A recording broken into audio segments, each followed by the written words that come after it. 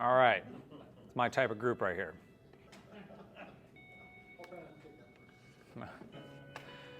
It's about being prepared, not paranoid.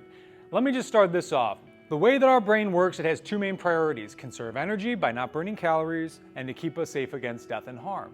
The way that our society is currently structured, we have more social anxiety and more over-medicated kids than ever before in history of mankind, plain and simple. Why is that? A lot of negative information being pushed out in the news all day long. Why? Because it grabs your attention. When it bleeds, it reads. Survival-based mechanism. The brain prioritizes that, so it fixes in on that information. But what happens, as I was talking earlier about habit, when you hear the same thing over and over again, when you do the same thing over and over again, what did I say happens once you repeat something so many times? If you're told every single day, all day long, human beings are bad, human beings suck, human beings are the reason for death and destruction, human beings, death, death, death, death, death, into the subconscious mind.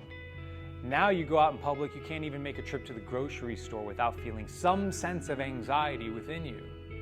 What are the long-term health effects of living in a stressful state of existence?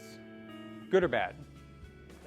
Yeah, it's horrible. It's like one of the worst things. Dis-ease in the human condition causes disease. So now I'm getting crazy with this. Now, by providing you all with this type of training, your employees with this type of training, you're giving them the ability to easily apply some of the skills we're going to talk about here today. When you leave here today, you're going to have a basic understanding of how to keep yourself safer against violence and violent crime.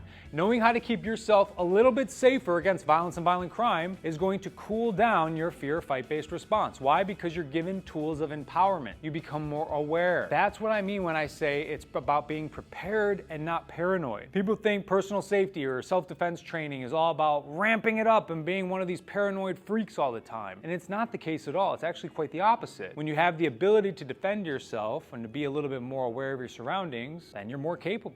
And when you're more capable, it's like being the biggest dude in the room. Biggest dude in the room is usually the nicest person. Why? Because they feel comfortable in their environment. So now imagine a workforce that you just empowered, and it's having significant long-term effects possibly on their state of consciousness because they feel more confident when they walk to their car at night as opposed to being paranoid every single night going out to their car. And that's not an exaggeration. I know a lot of you in here, if not everybody, knows people at work who literally can't even walk to their car alone because they're so scared.